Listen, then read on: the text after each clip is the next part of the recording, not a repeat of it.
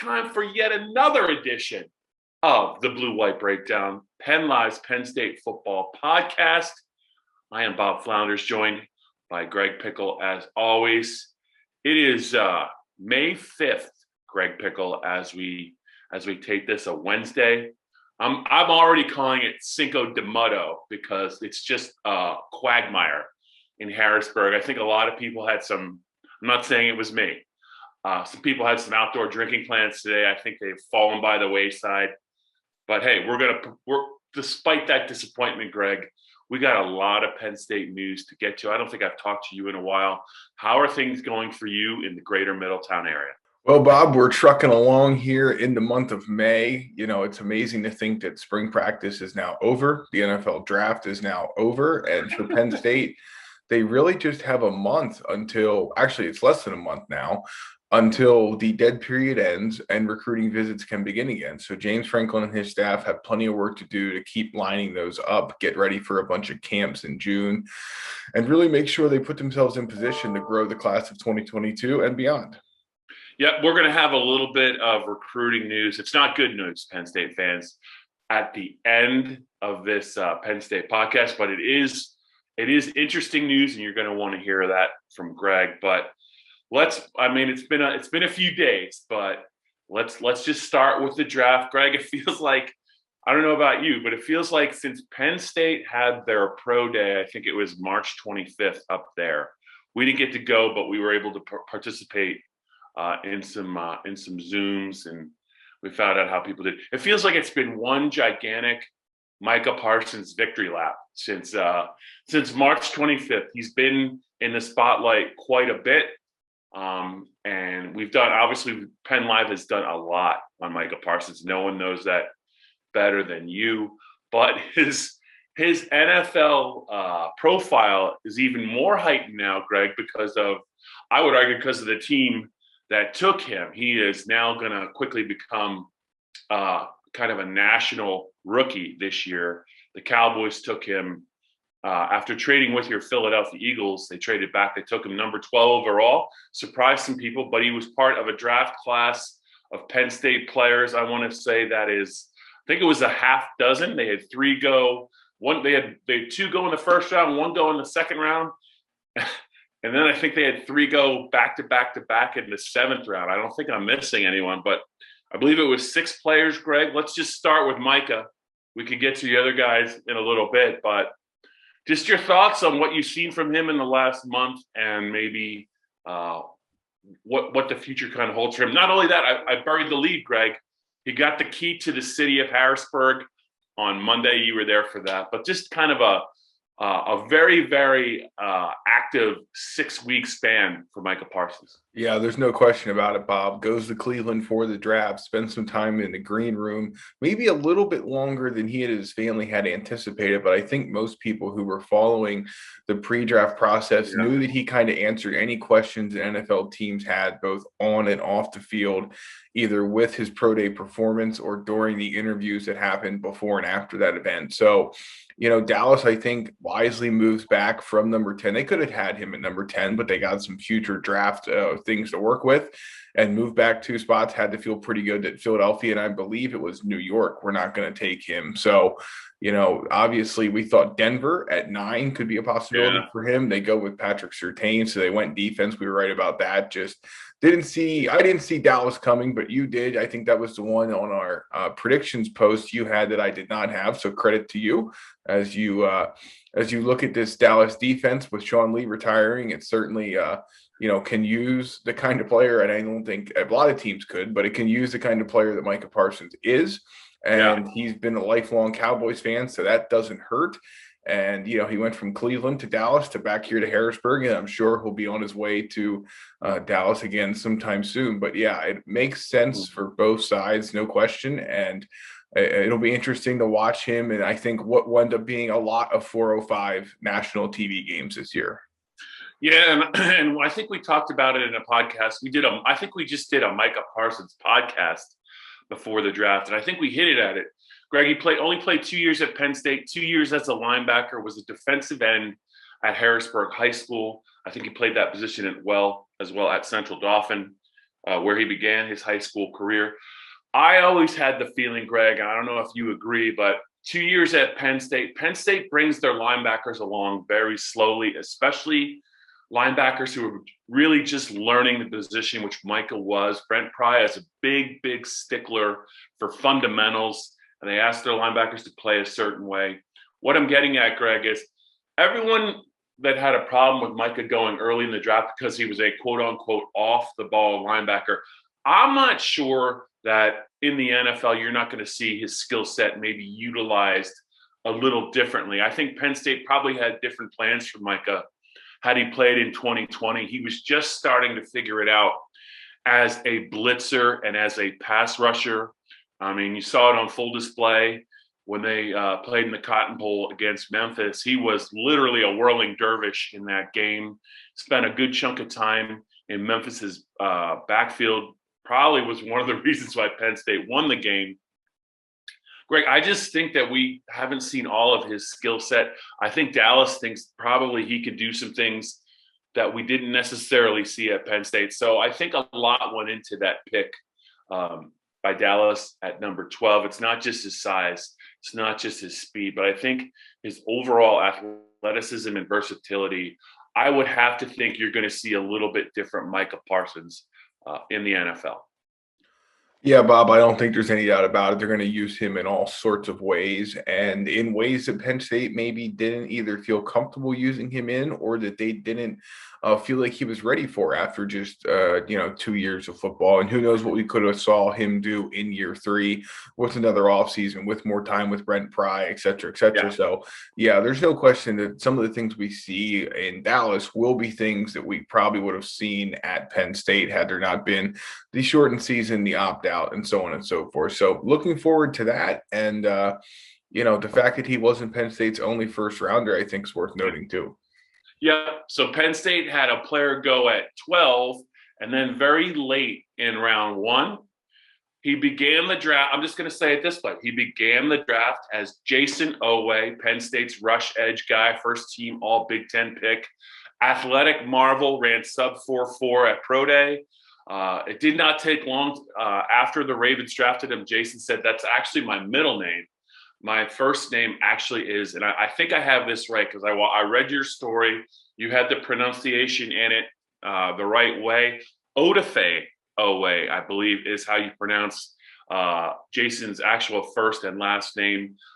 So it'd be interesting. Double O. Penn State actually had a player named Ali Agbu, a defender. So he's not the first player to actually have the initials OO in his name. But Odafe, Oweh to the Ravens.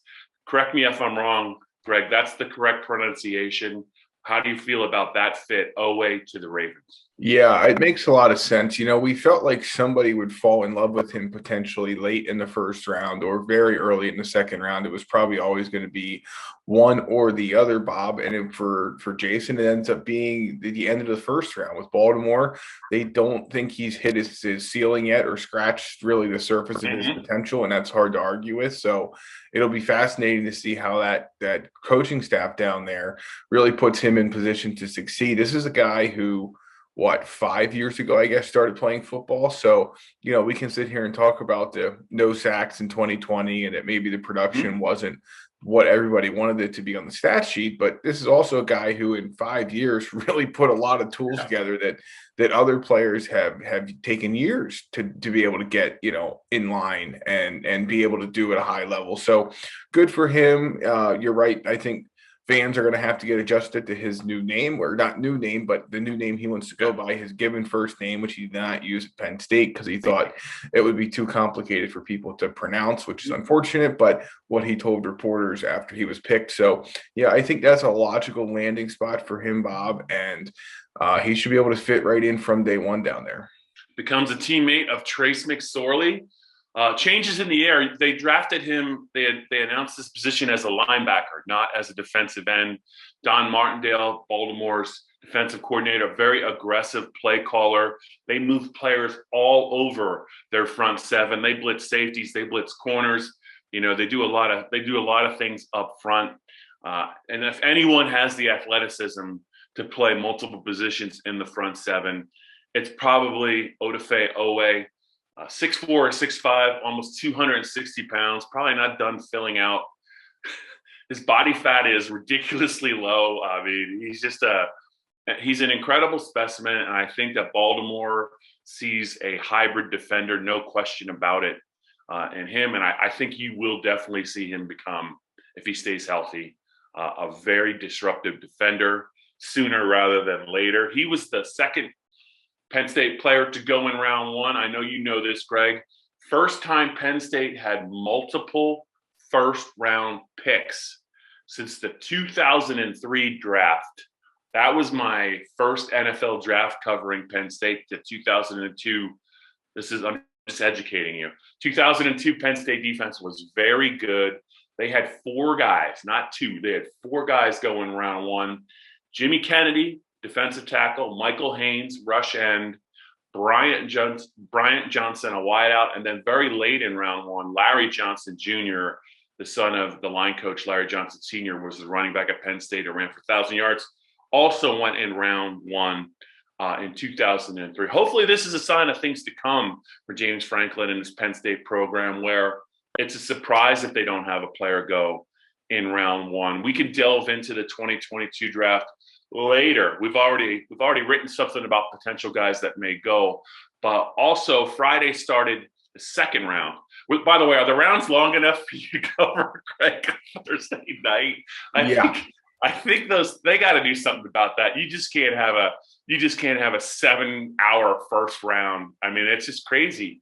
I mean, I know it's for TV and everything, but people want to go to sleep after like 10:30. Most people do. Yeah, I mean, that's the problem, Bob. I mean, Odafe Oweh was picked at 12:06 a.m. I mean, if you're a Ravens or a Penn State fan, I'm sure you may have liked to see that moment on TV, but I don't know how many people besides us on the East Coast were up to watch that. So, yeah, but I think I know where you're going with this. It was a little bit of an earlier night on Friday. Yeah. They only had one player go. Friday was just the second round, and that was also a long session. But at least Pat Freiermuth, Penn State tight end, went fairly early. I think it was around 9 o'clock, though, still, or sometime around 9 o'clock on Friday. He heard his name called by the Pittsburgh Steelers. And, Greg, I think you might remember on his pro day, he talked about, even back then in March, the Steelers had a lot of interest in Pat Freiermuth. You know, they had a lot of needs going into this draft, and a lot of people would argue that they maybe passed on some positions of need where there were some good players available. But they got the big runner, Najee Harris, in round one to add to their running game, which was non-existent. And now they got one of the top tight ends in the draft, a guy that could do a little bit of everything. Pat Freiermuth goes to the Steelers. He won't have to travel far in round two. No, he will not, Bob. But I know some Steelers fans were not upset with this pick because they don't think Pat Freiermuth could be a good player, but because they felt like the Steelers had more pressing needs than a tight end who's coming off of a shoulder issue, even though he says he's completely fine. I mean, this is a guy who can be very productive in Pittsburgh for a long time, but I get it. There's a reason tight ends do not typically go this early in the draft, but he apparently, answered any questions teams had about whether or not he had the speed to play at the next level. He, I'm sure, ran a taped 40 for teams that didn't get to see him at pro day because he wasn't fully recovered with his shoulder yet. So it's a logical fit. Eric Ebron's only there for another year. You would assume Pat Freiermuth could have a long career in Pittsburgh, really kind of become a fan favorite there. Obviously, the easy comparison is to Heath Miller. There's an easy line to draw there on a number of different fronts. So good landing spot for him, and it keeps that Penn State to Pittsburgh connection alive. And of course, just one final note on the Steelers: Enai White signing an undrafted free agent deal with them following day 3, which also had plenty of Penn State flavor. Yeah, at the very last second, but it did have Penn State flavor. One more note on Penn State in the second round: Penn State's been very busy in the second round of drafts during James Franklin's time. We mentioned Freiermuth last year. It was KJ Hamler, Yetur Gross-Matos. Miles Sanders to your Eagles went a couple of years ago. Mike Gesicki went to the Dolphins. Even early in Franklin's regime at Penn State, Christian Hackenberg to the Jets. I know the Jets regret that. was a second-round pick, and Austin Johnson, I think, went to the Tennessee Titans. So just a sign that Penn State's starting to get much more athletic under James Franklin. The next step is to get some more first-round picks. It could happen next year, Greg. But let's speed ahead real quick to the third round. I was a little bit of a head scratcher for me because I think you and I both knew that 3 players were going to go on Saturday, but I got it wrong. I thought for sure 2 of them would have been mid-round picks, Michael Menet and Shaka Toney. Instead, 3 Penn State players go. I think it was fairly late in round 7, and they all go in order. It was Michael Menet, I think Will Fries, and Shaka Toney. Michael Menet to the Cardinals, coached by the GM is Steve Keim, a Redland graduate. Will Fries went to the Colts as a 7th round pick, and Shaka Toney went to the Redskins. What do you make? Is there anything you take away from the fact that a couple of those guys probably slid, maybe all 3 slid, but just for them all to go very late in the draft caught me off guard. But do you like anything maybe about the fits? At least maybe they hooked on with some good teams. Yeah, I really didn't think Michael Menet would go as late as he did, Bob. I don't know. I know that he didn't obviously compete at Pro Day because of an injury situation, and I didn't really get the sense that seemed like it took a little bit longer to for him to recover from than maybe people anticipated. So I guess his tape was not enough to bump him up some, or maybe teams just feared that whatever was going on with him was more long-term than you would want or expect, but we'll see. Hopefully he gets a chance to compete out there at a healthy stage, because I think we both agree that he did a lot of good things for Penn State, and there's probably more in his future. With Shaka Toney, I would have to think that teams just didn't feel comfortable with whatever fit they thought he was at the next level, whether that's an outside linebacker in a 3-4 or a rush end. I just felt teams probably the only conclusion I can draw, because I thought 4 or 5 for him made sense, Bob. 6 at the absolute latest. I did not see round 7 for him. And the only thing I can think of is teams have questions about whether or not he can keep weight on, and whether that will, how that would impact their future plans for him. So we'll see. He has an opportunity, and that's all he could ask for. And then with Will Fries, he was very much a fringe round 7 undrafted free agent guy. So to get a landing spot late in the draft and get a chance to make a roster, I think is a plus for him. So yeah, all told, I'm a little bit surprised by 2 of the 3 with Will Fries. Not really so much. That kind of went as expected he goes to the Colts, but we'll see how things shake out from here. Yeah, one note on Shaka, he is a classic tweener at 240, and even he was a very, very productive player at Penn State, especially the last 2 years. I remember when he flashed in 2017. We were at Northwestern for that game. He was a redshirt freshman. He really disrupted Northwestern's offense. Had a 4-sack quarter at Indiana in 2018, and then in 19 and 20, he was a lot more consistent in terms of being disruptive. But I think he hit the nail on the head. His weight is the issue.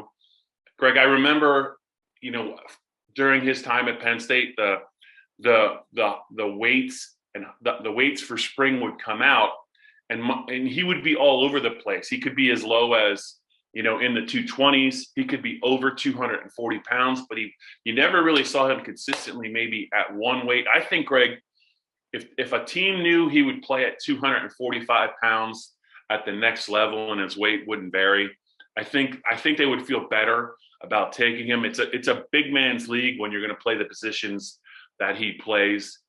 He is an athletic player, but there's not a lot of 240-pound defensive ends. I think they got to be pretty special to play defensive end at that size. I hope he can put a little bit more weight on. He certainly knows what he's doing. He's certainly an athlete. Ran 4.51 at the pro day. Really tested well. I think he had a 39-inch vertical jump. He is clearly athletic. Washington knows defense. Hopefully, they can design a role for him. He was a player that gave all-out effort on every snap as well. So I think the 7th round is a great value for the Redskins to get Shaka Toney. I wish him well. I really enjoyed watching him play. So we'll see if maybe he can become maybe one of the steals of the draft. Stranger things have happened. Greg, before we get to this recruiting news, we are more than halfway through our Blue-White Breakdown Penn State football podcast. Greg Pickel and Bob Flounders talking today. Hopefully we're going to get Dave Jones on a couple of these now that we're out of spring practice. Dustin Hawkinsmith does a lot with the Blue-White Breakdown, on a daily basis in the mornings. So, Greg, we got a lot to get to. But where can the people listen and watch for the Blue-White Breakdown, and where can they tell us we're doing fantastic jobs? You got it, Bob. Like, rate, and subscribe when you listen to the Blue-White Breakdown, which you can find wherever you get your podcast in audio, Apple, Stitcher, Spotify, Google, and anywhere else you find podcasts, you'll find us. The videos are youtube.com/allpennstate, which are put together by the great Joe Hermit and Mark Pines.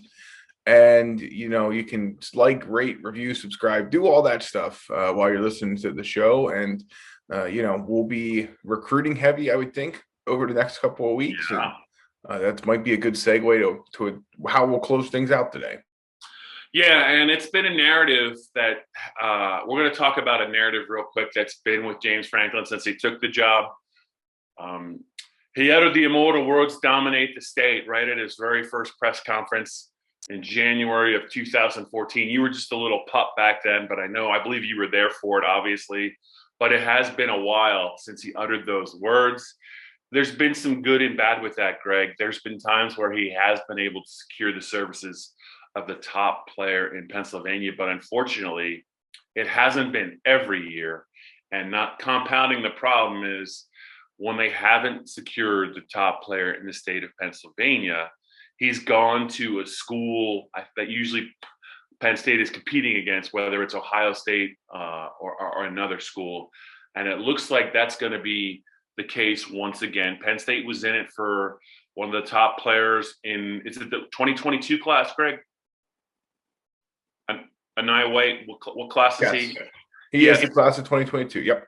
They were in it for him. A lot of people think he's the best player in Pennsylvania for that class, but he cut his list down to the finalists, and Penn State did not make the cut. Number one, how troubling is this as a continuing trend? But also, number two, Greg, did they have a realistic shot at getting him? I don't think so. Even if he would have made or put Penn State into his top 8, I just don't know how good of a chance they had to land him. This goes back to when he shared his official visit plans. Penn State was not on that list. The Lions were listed as a school who could receive an unofficial visit. Clemson was on that list as well. So it's not like it was just Penn State. And, long way to go here. Penn State will keep working it. They'll try and get back in the mix here. I don't know if it'll matter. I don't know if they can.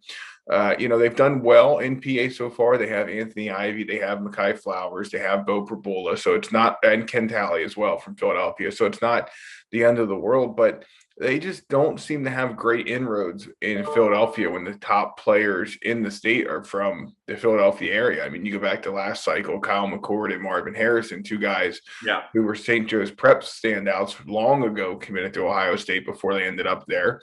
Obviously Julian Fleming went to Ohio State, hasn't really seen the field yet, but we'll see what happens this year. They've just, DeAndre Swift, the running back who went to Georgia, is now in the NFL, is another Philly guy who went out of the state. Kyle Pitts. Yep.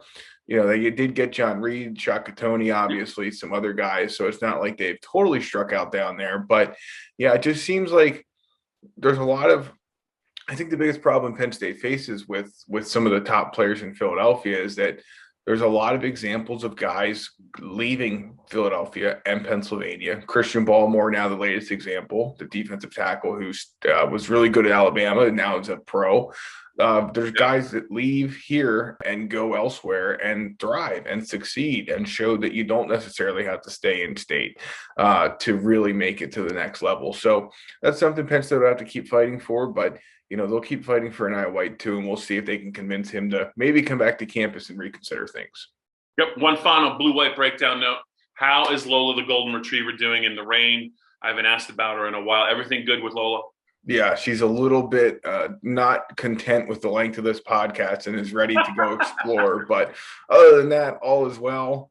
She enjoyed the draft. You know, the 3-day draft process is always one of the longer weekends of the year Yeah. for us. But you know, a bunch of Penn State guys going back to back to back at the end of the 7th round was definitely a new one. The draft seems to bring something unexpected every year, be it Trey Apke going in the 4th round or 3 Penn State guys going with 3 straight picks Yeah. in the 7th round. But it's now behind us, and it's on to the rest of May and the start of the May semester. And then, Bob, before we know it, it's going to be recruiting central around these parts for the entire month of June. And I think we're all looking forward to learning what Penn State can do with prospects back on campus again. Okay, Greg Pickel, let's a wrap on this edition of the Blue White Breakdown for the first week in May. And we will be back next week with some more Penn State football updates, hopefully some Penn State recruiting news, and hopefully some good news on the Penn State recruiting front.